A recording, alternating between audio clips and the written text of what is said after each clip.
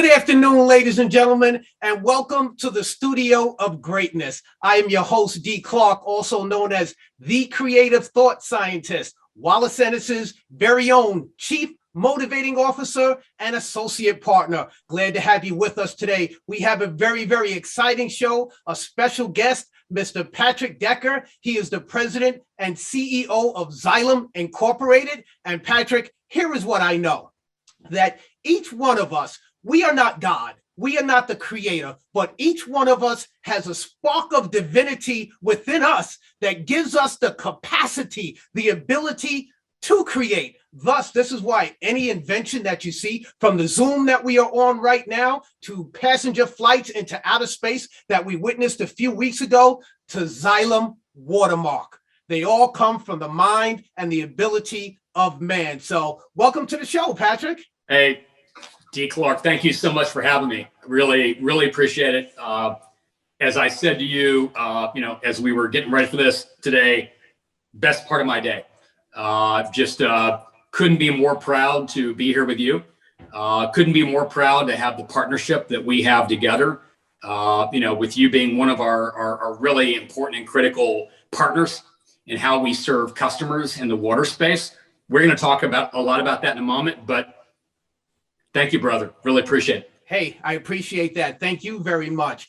So, we have thousands of people in attendance today that may be new to Watermark or may not understand what Watermark is. So what exactly is Xylem Watermark? I had the opportunity when I was given the privilege of, even interviewing for the CEO job here at Xylem 7.5 years ago. It's hard to believe it's been 7.5 years. One of the things that really stood out to me was that the company already had this program that was really focused in on how we create both economic and social value by helping those communities around the world that are underrepresented and underserved. We've come a long way over the last 7-8 years on how we see the role of Watermark playing. Anybody listening, I don't want to leave you all with an impression that this is some kind of purely philanthropic, feel-good kind of thing that we do. It is absolutely integral to how we serve customers and communities around the world. And Darryl, the fact that the work that we do together and the work that you've done, where you've personally taken this on from a leadership standpoint, that's what it means to me. We are all so privileged to be able to do what we do. And we also have a responsibility to give back and do that in ways that help our communities be more resilient and be stronger. Yeah, awesome, powerful answer. And I agree with that. And you talked about Xylem Watermark coming a long way. So how has Xylem Watermark adapted and transitioned over the years? When I first got here, one of the questions I got was, believe it or not, why are we spending all this money on Watermark as opposed to building out the Xylem brand or each one of our brands inside the portfolio? Mm-hmm. And I said to the team, if you even knew how little we were actually spending in terms of money or time at that point in time, people would have been a little bit embarrassed. So to me, where it's evolved to is it's about participation. It's my expectation that not just our own colleagues within Xylem, I don't care how much money people give, it's about time. Right. And I know pandemics challenge that, but as you're demonstrating, and we've got a great event later today, some things that we're doing virtually, it's really reinforcing the importance for people to get in the game, show what matters to them. Right. And it's about leadership. And so where we've evolved is it's now less about, again, charity or building, towers or, doing fundraising in a certain area. It's about education. It's about getting into schools. It's about helping, communities that are impacted by big storm events and being there in a time of need, not trying to make money off of it, just trying to be there to help them. There's a vast array of things that we now roll into Watermark. And again, you know better than I do, kind of what that landscape looks like. Yeah, powerful. So over the last year, as we've been hit with this pandemic, and, you just said it, right? So instead of being a spectator, you want to be a participator and get out in the field and get in the mix and be active in doing some things. And I'm on the FHRA Council, and under the leadership of Bob Polizzi, we had to have meetings virtually over the past year. And one of the things that I've learned just observing him and watching him, his leadership style, is that I realized, I kind of knew it inherently, but I realized that he was somebody who really cared. I mean, Bob really cared. Mm-hmm. And I see the same thing from you. I mean, we haven't spoken a lot, but, we communicate, mostly through social media. But I'm one of your biggest followers. I could see that you're very, passionate about, Xylem Watermark. And you talked a little bit about that, but, why is this in the heart here with you? Why are you so passionate about it? I love it. I love that question. I kind of alluded earlier, D. Clark, to the fact that I'm privileged to be in the position I'm in, and we all are. Right. And my mom and dad said to me years ago, my father was a Mason during the week, and he was a minister every Wednesday evening at prayer meeting, and on the weekends at church. And my mom was there with him by his side. I lost her young. Right. After I lost my mom, my dad said, "Son, whatever you're going to go do, make it matter. Go make a difference and have a purpose." Right. And I just think that, and the pandemic certainly has highlighted this, but it was there before for me as well. And that is, we all have time and resource and energy to give to something important that matters. We wake up in the morning, and I'm not going to start preaching here, but we wake up in the morning every day. That's okay. Preach. We wake up every morning, and whether we think we're making a decision or not, we are. And that is, are you going to be happy or miserable? Nobody else makes that choice for you. Right. So when you get up in the morning, are you going to go make a difference? Are you going to focus on how you can actually create a positive impact for people around you? I'm not perfect. I make mistakes.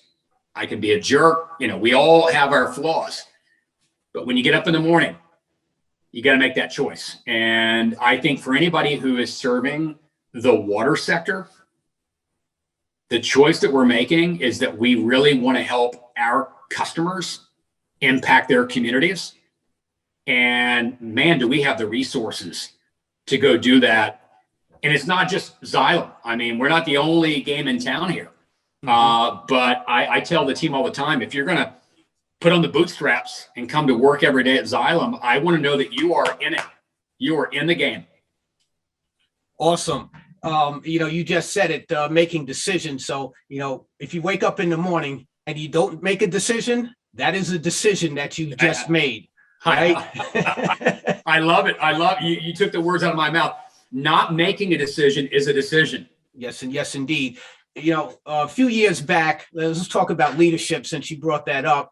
A few years back, I had the opportunity to go down to Atlanta and meet Dr. John Maxwell and attend one of his leadership workshops. And it was a great experience for me. And he talks about law number 20, which is the law of explosive growth.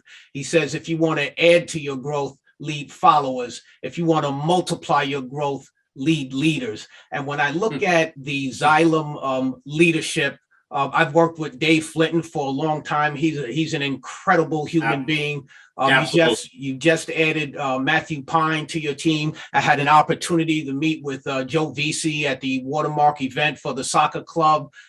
Working, when the pandemic first hit, Mark Blade got on the phone with me. Darryl, I know New York is the epicenter of what's going on right now. What can we do to help? And then you guys came up with the 3D printing of the face shields and partnering with all of the FHRA members from coast to coast. We delivered thousands of PPE face shields to the people that were in need that didn't have it. And, you said it first, right? At a meeting a few weeks ago, Lisa Rawls is a rock star, right? Sarah Smith flew to New York to attend the Watermark event with us. So you have leaders that are not only talking the talk, but they're walking the walk as well. And Susan O'Grady, my God, she's rolling up her sleeves and putting on the jeans and the construction boots and digging with a shovel. So let's talk about leadership for a minute. And, what does leadership mean to Patrick Decker, and how does Patrick Decker lead?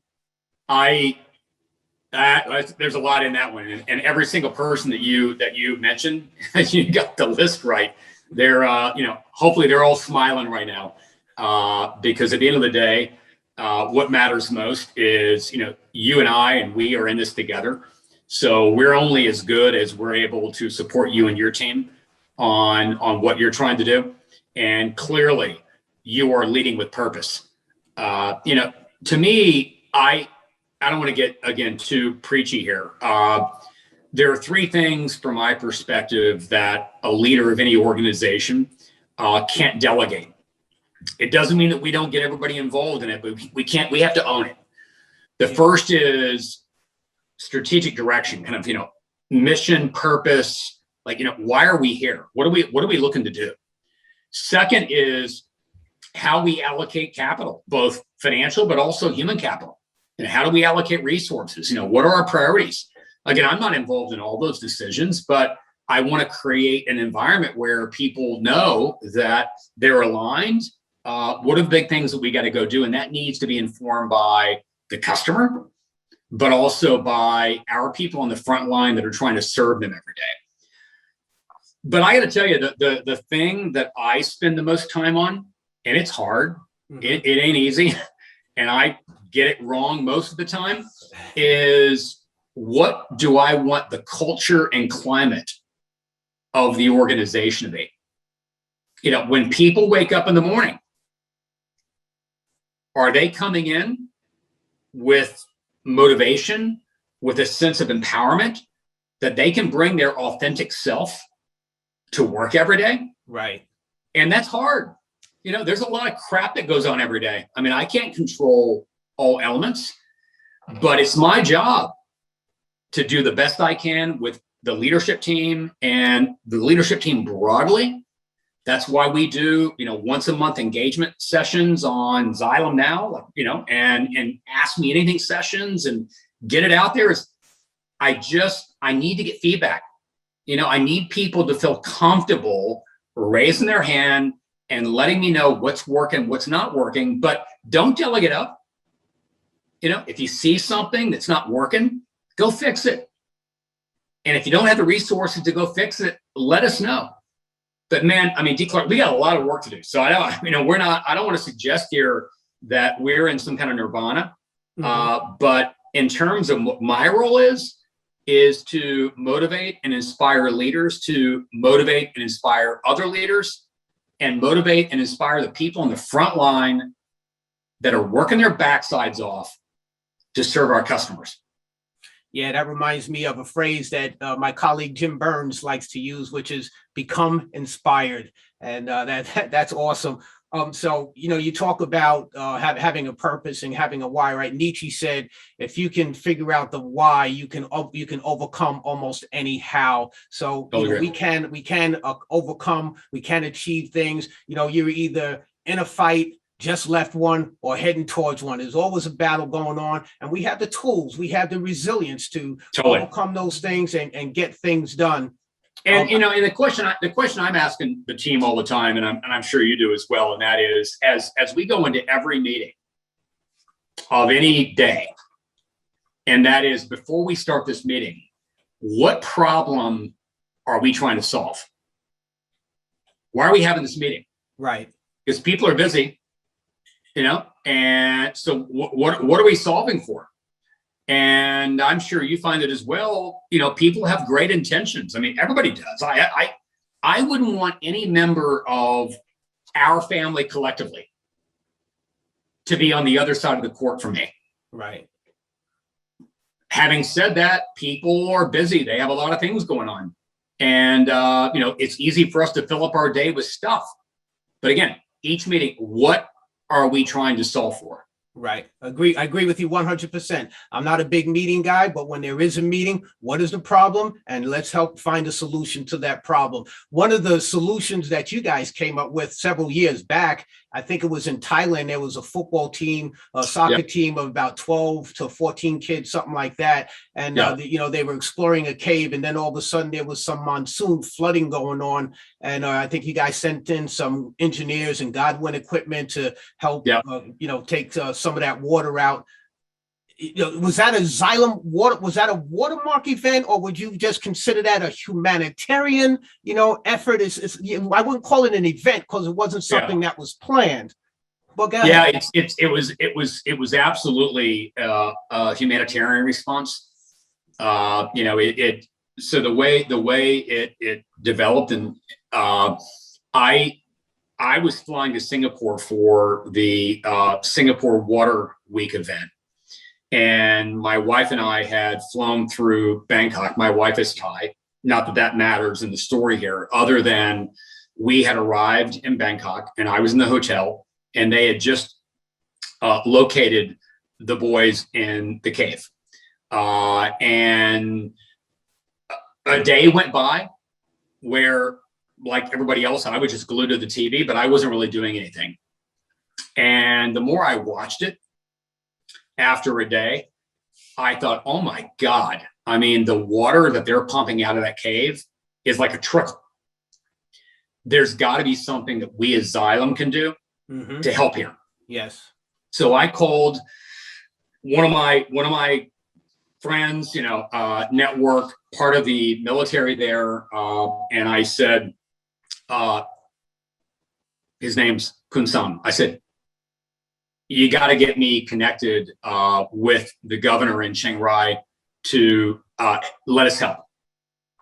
He said, Kun-san said, well, why would you do that? I said, well, by the way, we already have 5 people that we've flown over. We flew over somebody from Philly in our dewatering business. We flew over somebody from the UK. We had 2 people from Singapore and somebody from Thailand. We put them on the ground. And he said, well, why do you have 5 people there without authorization to do anything? I said, because I didn't want there to be time going by between the time that you might give me authorization and having people there to help. Ready. It wasn't our equipment.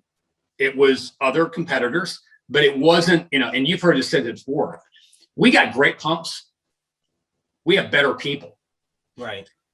And so it was the insight and expertise that those 5 folks on the ground in Chiang Rai were able to reduce the water level by about 35 to 40% within a matter of 24 hours, just by optimizing the setup of what the team there was trying to do. And that gave the local authorities a window of time to get the boys out. We don't talk about it. We don't celebrate it. What that's led to your original question is we now have a humanitarian response capability as a company, not just limited to flooding. It is part of the Xylem Watermark approach we do. Right. But it's more importantly, it's just part of the business model.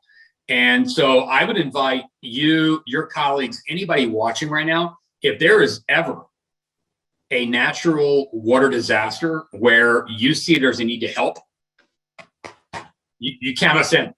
We are there, and we will have the team, not just ourselves. We'll have the team working with others to respond. All right, thank you for that. The team that I'm working with in management, Susan, Mark, Blay, those guys, I understand and I can see and feel their commitment to Watermark. But how about the other employees not in management? What's their reaction to Xylem Watermark? It's it's very positive. I mean, we do an engagement survey every couple of years, and one of the top trending elements of our culture is Watermark. I would say the other is the importance we place on safety. That we really care about the safety and well-being, not just physical but mental, of all of our colleagues and their families. Having said that, one of the areas that we continue to really keep pushing on is there should not be a reason why any one of our colleagues around the world don't participate in a Watermark event every year. And so my challenge to leaders is don't allow Watermark to be something that only happens after hours or only happens on the weekend. Make that an event as a team. Take a day off, take a few hours off, go out in the community, make it a team building event.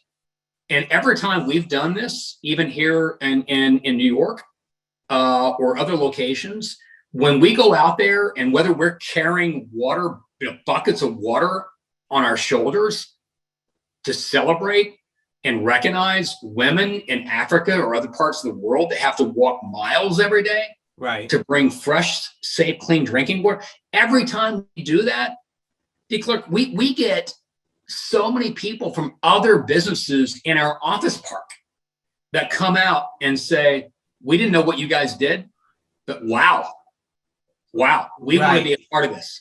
And they start following. I'm with you. That's amazing. I mean, you spoke out in Arizona and you challenged our organization, FHRA, to get involved and work in Watermark. And I hope you can see now that, we are not just involved in it, we are committed to Watermark. And the difference between commitment and involvement, the next time you have bacon and eggs, take a good look at your plate. The chicken was involved, but the pig was committed. He had to give it all up. Well, no, you've been awesome. And the fact that we're even having this conversation, to me, I go back to the comment that I made earlier, and that is every one of us have a purpose. Every one of us have resources to go make an impact and a difference. How we choose to spend those resources is a choice that we make every day. And any one of your audience here who's not, and our colleagues who've not gone out and participated in a Watermark event, you don't know what you're missing. I mean, you're going to come home, as you know, you're going to come home a changed person. Yeah, I agree with that 100%. I mean, there's nothing else to be said after that. This month is National Preparedness Awareness Month, right? September, to help people become more aware of the challenges for disaster relief and emergencies. Mm-hmm. And under the leadership of Susan O'Grady and John Hine, Xylem Watermark now is holding a global cycling challenge where we're actually riding bikes and either virtually in a gym or outside, around the world and raising awareness for disaster relief. And it's only September 16th. So people can still join. They can still become a part of this. So I want to ask them just to look at their email afterwards, look in the chat box. There's going to be a link set up for people to register, and you can also donate. There will be a link to donate funds to raise money for disaster relief. And I know there's somebody out there right now listening to me that can donate $50,000. Please donate that $50,000. It will go to great use. $20,000, $5,000, $1,000. If we have 1,000 people listening to us right now and each one donates $2, that's a lot of money. So we're asking you guys to help us out, please. Absolutely, Darryl. And we will we'll match. That's breaking news. Okay. We're pushing our own colleagues hard to get in the game. And make sure they're giving their time and their money. What's really surprising here, and we haven't mentioned this yet, do you know what's happening this coming month? We're going to be celebrating our 10th anniversary at Xylem. Wow. The spinoff from ITT? Yeah. Wow. Okay. And so that's 10 years this month. That's right. We got a lot. Well, in October, we got a lot of activities going on, and we're really using Watermark as kind of that grounding of, we could all sit around and celebrate 10 years for the sake of celebrating 10 years, but let's go do something about it. Yeah, that's awesome. I think that, everyone can contribute something, even 50 cents. My wife says all the time that if you do good, good will come back to you. And just think about the good that you'll be doing. And by the law of reciprocity, it will come back to you. It has to. It's a law. Totally agree. Yeah. Can I do something? Can I do I'm trying to do a virtual push-up. First, virtual push-ups, Mark. We'll get together and do some push-ups for Rio. Okay, come do it. Come do it. That'll be the next broadcast. Yes, indeed. So what can others do to help Watermark get to the next level? What is the next level for Watermark, and what can others do to help us get there? Yeah, you've done a great job of laying it out. I think be aware of what's available. If anybody has any questions around what the breadth and scope of Watermark is and where we as Xylem are putting resources there to partner with any one of you, don't be shy about reaching out. It's okay if you don't know already. We're still building awareness, right? But get engaged, and I would say I love the fact that whether it be any one individual getting involved, but I would really encourage each of you that are in a position of leadership and you've got the opportunity where you've got teams that you want to get involved along the way. That's really where we're pushing right now within Xylem is, again, create a movement. This is a team sport. We can't do it alone as a company, and I can assure you any one of us individually can't do it alone. So again, a movement, passion, purpose. Yeah, that's us. That's the FHR organization, the power of FHRA. FHRA. We are a resource and a business and a partner for Xylem Inc., as well as Watermark humanitarian and philanthropic efforts. You can count on this, count on us. Our time is running short, but before we go, I'm going to jump in real quick and say, by the way, yep. Ever since I first met you all back in 2014, I've said it over and over and over again. FHRA, you all are our biggest secret weapon, competitive advantage along the way. What a partnership. You all give it to us very straight, very candid. Nobody pulls any punches on what we're doing well, what we're not doing very well. And I just want to thank you and everybody that's a part of that team. We got a lot of runway in front of us. Yes, and thank you for those words. And we have a lot of experience at FHRA, some talented guys with some great ideas. So we're looking forward to continuing our partnership and working with Xylem and the One Xylem approach and help with the water sustainability, infrastructure resilience. We think that we have an integral and important, very important part of that, and some great ideas to discuss over the coming years.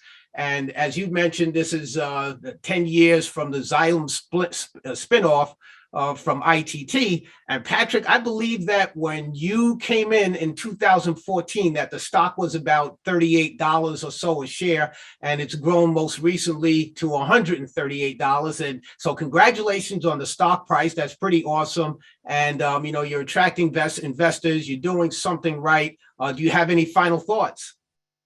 Well, it's going to come across as, a bit cliche, but we take care of our customers. We take care of those of you that are helping us take care of customers. We take care of our people. We don't get it right every day.